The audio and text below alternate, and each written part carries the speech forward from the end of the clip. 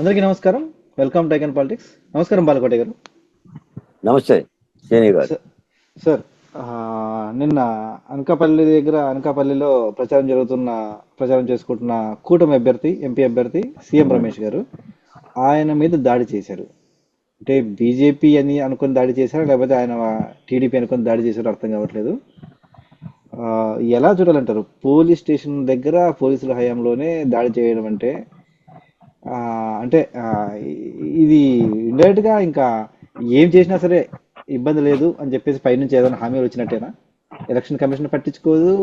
ఆ, ఇంకా అసలు ఎవరు పట్టించుకోరు. బీజేపీ హైకమాండ్ పట్టించుకోదు, ఏం పట్టించుకోదు. ఎలా చూడాలంటారు దీన్ని? మీ విశ్లేషణ చెప్పండి సార్. శ్రేణి గారు ధన్యవాదాలు. జగన్మోహన్ రెడ్డి గారి పరిపాలనలో దారి జరగకపోతే ఆశ్చర్యపడాలి, కానీ దారి జరిగితే ఆశ్చర్యమేమో. సీఎం రమేష్ గారైనా, శ్రీని గారైనా, బాలకోట అయినా దాడి జరగకపోతే మనం ఆశ్చర్యపడిపోవాలి. దాడులు చేయటమే నేపథ్యం కదా. ఇప్పుడు నిన్న అనకాపల్లి పార్లమెంట్ సభ్యుడి అభ్యర్థి సీఎం రమేష్ గారి మీద అక్కడ మరో వైకాపా అభ్యర్థి ముత్యాల నాయుడు ఆయన అనుచరులు చాలా తీక్షణంగా దాడి చేశారు. కారు అద్దాలు పగలగొట్టారు. సీఎం రమేష్ గారు చొక్కా దించారు. ఎవరో కార్యకర్తని కాల్లో చేతిలో విరగొట్టారు. దాదాపు 2 గంటల మధ్య ఒక ఉద్రిక్త వాతావరణం అయింది. పోలీసు వాహనాల మీద కూడా రాళ్ళేశారు. ఇది తొలి సంఘటన కూడా ఏం కాదు. మీకు ఎన్నికల షెడ్యూల్ విడుదలైన దగ్గర నుంచి రాష్ట్రంలో ఏదో ఒక చోట అలజడి జరుగుతూనే ఉంది. అంటే నిష్పక్షపాతంగా ఎన్నికల ప్రక్రియ నిర్వహించాల్సిన పోలీసు యంత్రాంగం ఏకపక్షంగా ప్రవర్తిస్తున్న ఆ యొక్క సంఘటన అర్థమవుతూనే ఉంది. ప్రతిపక్ష పార్టీలు ఎత్తినోరు కొట్టుకుని అదే చెప్తున్నాయి ఇప్పటికీ కూడా ఎన్నికల కమిషన్. మీరు డీజీపీ జవహర్ రెడ్డిని గారిని మార్చాలి, డీజీపీ కసిరెడ్డి రాజేందర్ రెడ్డి గారిని మార్చాలి, సిఎస్ జవహర్ రెడ్డి గారిని మార్చాలి. వాళ్ళు ఎత్తినోరు కొట్టుకుని చెప్పేది ఎందుకంటే వాళ్ళంతా ఇద్దరు బాసులు. వాళ్ళ చేతుల్లోనే మొత్తం వ్యవహారం అంతా ఉంటుంది. అసలు వ్యవహారానికి అనుసంధానకర్తలు, సృష్టికర్తలైన ఇద్దరు పై ఆఫీసులు మార్చుకోకుండా మీరు ఏదో కానిస్టేబుల్ని మార్చి, ఒక ఈఆర్ఓని మార్చి, ఒక వాలంటీర్ని విధుల నుంచి తప్పించేస్తే ఏం ప్రయోజనం? మరి ఒక పార్లమెంట్ అభ్యర్థి మీద ఆ విధంగా దాడి జరిగితే ఏంటి? మీకు చాలా సంఘటనలు జరిగినాయి కదా సార్. గతంలో ఎన్నికల కమిషన్ చెప్పింది, నోటిఫికేషన్ వచ్చిన 4 రోజుల్లో ఆంధ్రప్రదేశ్లో 436 కేసులు నమోదైంది. ఇప్పుడు కూడా ఇంకా ప్రకటించరా. నిన్న మొన్న 2000 కోట్లు 200 కోట్లు అక్కడ పట్టుకున్నారు. డబ్బు కూడా ప్రవాహంలా అలా ప్రవాహంగా పారుతుంది. మద్యం ప్రవాహంగా పారుతుంది. ఆంధ్రప్రదేశ్ ఎన్నికలో శాంతి భద్రతల ఉల్లంఘనలకు సంబంధించిన ఎన్నికలుగా మారిపోయే ప్రమాదం ఉందని, ఆంధ్రప్రదేశ్లో ఎన్నికలు ప్రశాంతంగా జరుగుతాయా జరగవు అనేది మొదటి నుంచి మనం చెప్తున్నాం. కేంద్ర ఎన్నికల కమిషన్ అయితే 2024 ఎన్నికల్ని జీరో వైలెన్స్ తో పూర్తి చేద్దామని ఒక లక్ష్యంగా పెట్టుకుంది. ఇతర రాష్ట్రాలు, ఆయా రాష్ట్రాలు ఎక్కడ ఎలా జరుగుతాయో నాకు తెలియదు, కానీ ఆంధ్రప్రదేశ్లో మాత్రం హింసాత్మక సంఘటనలు జరగటానికి సంబంధించిన దాఖలాలు కనిపిస్తుంది. ఇప్పుడు అనకాపల్లి సంఘటన బట్టేసి ఆ దాఖలాలు కనిపిస్తుంది. మరి ఇది ప్రజాస్వామ్య ఎన్నికల క్రతువుకి ఇబ్బంది. ఇలాంటి సంఘటన జరిగితే ఓటర్ ఎవరు కూడా పోలింగ్ బూత్ కూడా ఓట్లు వేయటానికి పోరు. మరి దీన్ని ఎలా పరిష్కారం చేయాలో ఎన్నికల కమిషన్ ఆలోచించాలి. మేము మొట్టమొదటి చెప్తున్నాం, కేంద్ర ప్రభుత్వ పోలీసు బలగాల సమక్షంలోనే ఎన్నికలు నిర్వహించాలి ఆంధ్రప్రదేశ్లో. రాష్ట్ర పోలీసులను పక్కన పెట్టి కేంద్ర పోలీసు బలగాల పర్యవేక్షణలో ఆ పోలింగ్ బూతులు మొత్తం కూడా, ఈవీఎంలు మొత్తం కూడా కేంద్ర ప్రభుత్వ ఆధీనంలో ఉండే విధంగా ఎన్నికలు నిర్వహించాలి. ఈలోగానే సిఎస్ని, డీజీపీని మార్చాలి, కొత్త వారిని వెయ్యాలి. కేవలం 10 రోజులు ఉంది ఎన్నికల ప్రక్రియ. రాష్ట్రం అంతా ఎన్నికల ఉద్విగ్నంలో ఉంది. ఇక్కడ ఎన్డీఏ కూడా భాగస్వామ్యం అయింది కూటమి పార్టీతో. ఇక్కడ ఎన్నికల కమిషన్ అంటే కేంద్ర ప్రభుత్వము, కేంద్ర ప్రభుత్వం అంటే ఎన్నికల కమిషన్ అని మాట్లాడుకోవటమే దురదృష్టకరం. ఒక స్వయం ప్రతిపత్తి కలిగిన ఎన్నికల కమిషను కేంద్ర ప్రభుత్వం చెప్పు చేతలో ఉండి వాళ్ళు చెబితే చేస్తారు, లేకపోతే అనేది కూడా చాలా తప్పైన అర్థం. ఇప్పటికీ ఆంధ్రప్రదేశ్లో వైసీపీ పార్టీకి లేదా ముఖ్యమంత్రి జగన్మోహన్ రెడ్డి గారికి కేంద్ర ప్రభుత్వం అన్ని విధాలుగా అండదండలుగానే ఉంది. మరి ఈ పరిస్థితిని అర్థం చేసుకోవాలి. ఇంకొకటి ఏంటంటే సీనియర్ గారు, మీరు అర్థం చేస్తున్నారు లేదా కానీ, మరి ఇతర రాష్ట్రాల రిపోర్ట్ మీరు చదువుతున్నారు లేదా కానీ, 28 రాష్ట్రాల కంటే ఆంధ్ర రాష్ట్రం చాలా ప్రత్యేకంగా అనిపిస్తుంది సీనియర్ గారు. ఎప్పుడు మనకి ఏదో ఒక పెనం మీద ఎగినట్టు ఒక గోల, ఎక్కడో అక్కడో ఒక దాడి, ఒక రక్తపు మరక, ఒక దండ, ఇదంతా కూడా 5 ఏళ్లలో కనిపిస్తుంది. కేంద్రం మాత్రం గాంధీ గారు చెప్పినట్టుగా చెడు వెనకో చెడు కనకో చెడు చూడకన్నట్టుగా జగన్మోహన్ రెడ్డి గారు చేసే ఏ పాపం కూడా చూడటం. 3 కోతుల్లాగా అమిత్ షా గారు, మోడీ గారు కళ్ళు మూసుకొని కూర్చున్నారు. మనం ఎంత నరవని 5 ఏళ్ళు అరిచాం మేము. 5 ఏళ్ళు అరిచాం. అమరావతి విషయంలో అరిచాం, దాడుల విషయంలో అరిచాం, దౌర్జన్యాల విషయాలు అరిచాం, ఆఖరికి చంద్రబాబు నాయుడు గారి అరెస్ట్ విషయంలో అరిచాం. 3,500 కోట్ల రూపాయలు అవినీతి అన్నారు, తర్వాత 350 కోట్లు అన్నారు, తర్వాత 270 కోట్లు అన్నారు, ఆఖరికి 17 కోట్లు 2 కోట్లు ఆ ఎలక్ట్రల్ బాండ్స్ సంబంధించిన డబ్బుల్ని ఆ పొన్నవల సుధాకర్ గారు చూపించారు చంద్రబాబు నాయుడు గారు.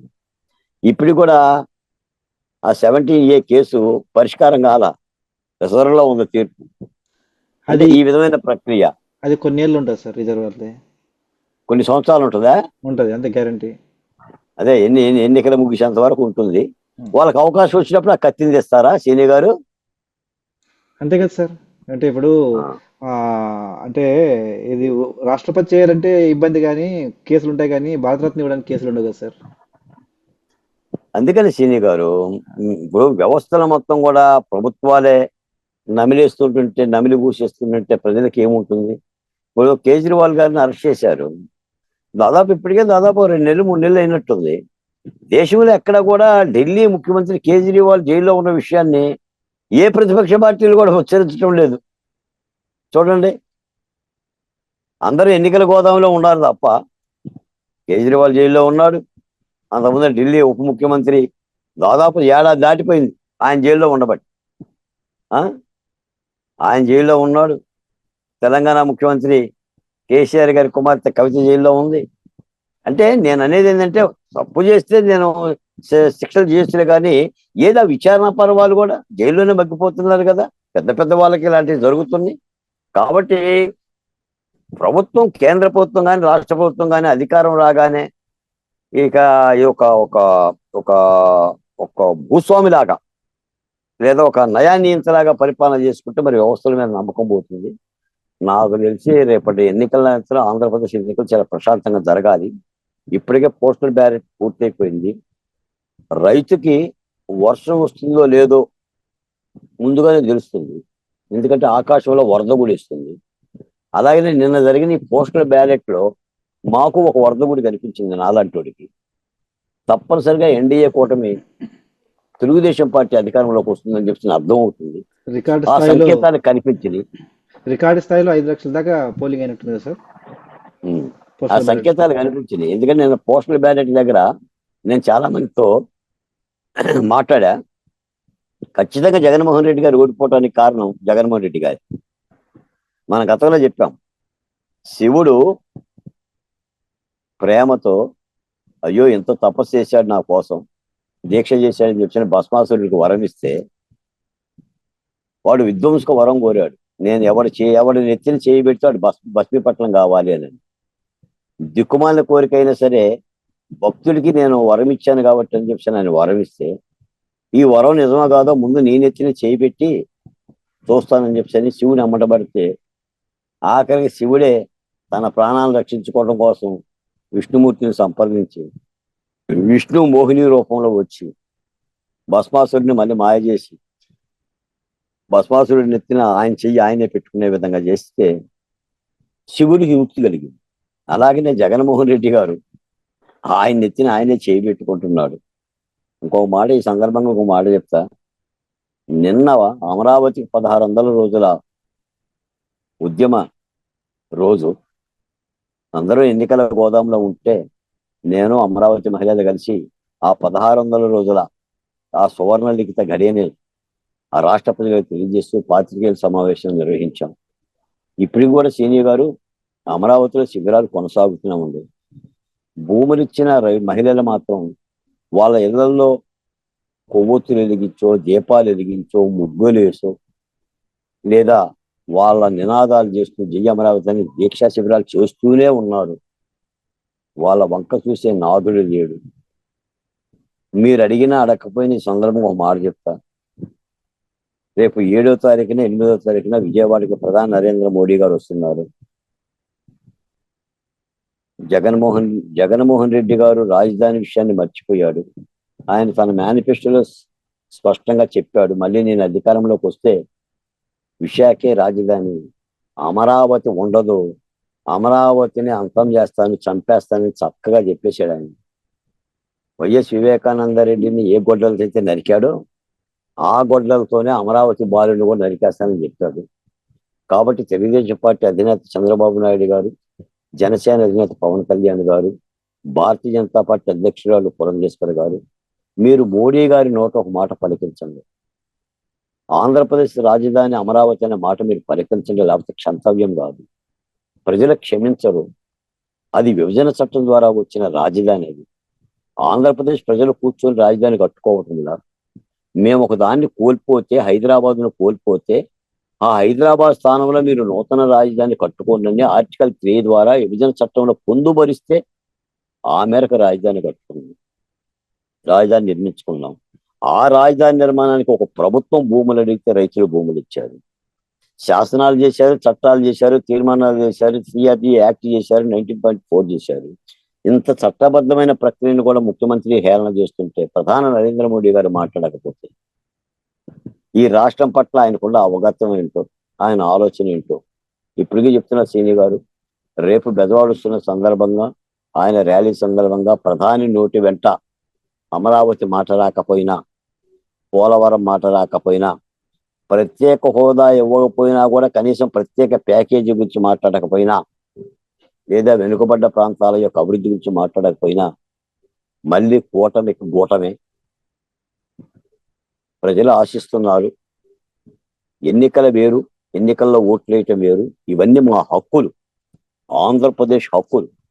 మాకు సంక్రమించిన, మాకు ధారాదత్తమైన హక్కులను కూడా మోడీ గారు కూడా మాట్లాడకపోతే ఆయన ప్రధానమంత్రి పదవి కూడా అనర్హుడిగా భావిస్తున్నాను నేను. విభజన చట్టం ఇచ్చిన హక్కులు సీని గారు, నాకు ఇచ్చిన హక్కులు, నాకు ఇచ్చిన అన్నం గిన్నెని సాక్షాత్తు అదే ప్రభుత్వం, అదే భారతీయ జనతా పార్టీ కాలంతో వెళ్తామంటే ఆంధ్ర రాష్ట్ర ప్రజలు అట్టుకుంటారు. ఇటు కూడా ప్రత్యేక హోదా ఎగ్గొట్టారు, ముగిసిన అధ్యాయం అన్నారు, మూసిన పుస్తకం అన్నారు. మీరే చెప్పారు తెరిచిన పుస్తకం అని. ప్రత్యేక హోదా ఇస్తే ఓ రాష్ట్రం అంతా ఊగిపోద్దని చూసిన మోడీ గారు చెప్పారు. ఆ మోడీ గారి మాటలు నమ్మి చంద్రబాబు నాయుడు గారు చెప్పారు, జగన్మోహన్ రెడ్డి గారు చెప్పారు. వెరస ఏమైందంటే మేము పుస్తకం మూసేసాము అబ్బాయి, ఇప్పుడు ప్రత్యేక హోదా అనేది ఏమి లేదు అని చెవులు విడి చేతికి ఇచ్చారు. పోని ప్రత్యేక ప్యాకేజీ ఇస్తామన్నారు. ఆ ప్యాకేజీ ఎక్కడ ఉందో దిక్కు దేశాన్ని. మేము కట్టుకున్న రాజధాని గురించి, ఆయన వేసిన శిలాఫలకం గురించి కూడా మోడీ గారు మాట్లాడారు. ఇలాంటి ప్రధానమంత్రిని నేను ఎక్కడా చూడను.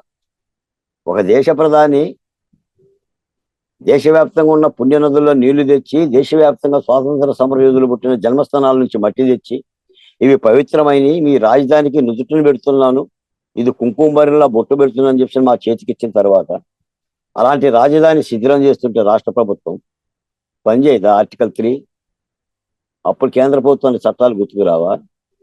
ఇంకో ఈ గుర్తుకొస్తాయి. ఇప్పుడు మీరు మీరు మీరు మాట్లాడినట్టుగా భూ యజమాన్య హక్కు చట్టాలు గుర్తుకొస్తాయా? దూసుకుంటారని ఇలాంటి తాకీదులు జారీ చేస్తారా? రిజర్వేషన్లు గుర్తుకొస్తాయా? ఏబిసిడి వర్గీకరణ రిజర్వేషన్. ఒక ఎస్సీ కులంలో ఉన్న సబ్ క్యాస్ట్కి సంబంధించిన రిజర్వేషన్లు గుర్తుకొస్తాయా? ఏది ఒక రాష్ట్రంలో జరుగుతున్నది, దేశవ్యాప్తమైన సమస్య కాదు. కానీ అమరావతి గుర్తుకు రాదా?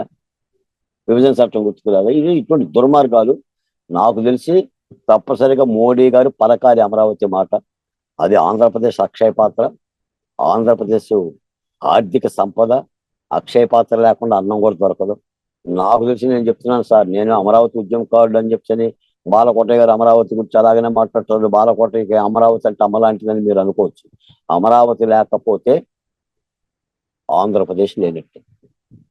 అమరావతి లేకపోతే ఆంధ్రుల ప్రగతి లేనట్టే. అమరావతి ఆంధ్రుల ప్రగతి, అమరావతి ఆంధ్రప్రదేశ్. ఇంటికి ప్రహరీ గోడ అందం. ప్రహరీ గోడ లేకుండా ఇల్లే ఉంటుంది. ఒక ఆర్థిక ఆలంబన లేకుండా, దేహానికి గుండెకాయ లేకుండా దేహం ఎలా ఉంటుంది? అలాగనే రాజధాని లేకపోకుండా రాష్ట్రం ఎలా ఉంటుంది? 28 రాష్ట్రాలు రాజధానులు పెట్టుకొని చిరునవ్వుతో చిద్విలాసంగా ఉంటే, నా రాజధాని ఎక్కడో ఆకాశాల్లోనూ అరణ్యాల్లో ఎత్తుకునే పరిస్థితి ఆంధ్ర రాష్ట్ర ప్రజలకు ఉంది.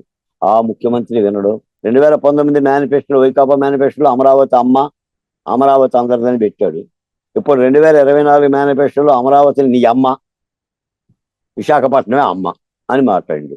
మరి రేపు 29లో ఏం పెడతాడో తెలియదు. ఆయన ఒక అచంచలవాది.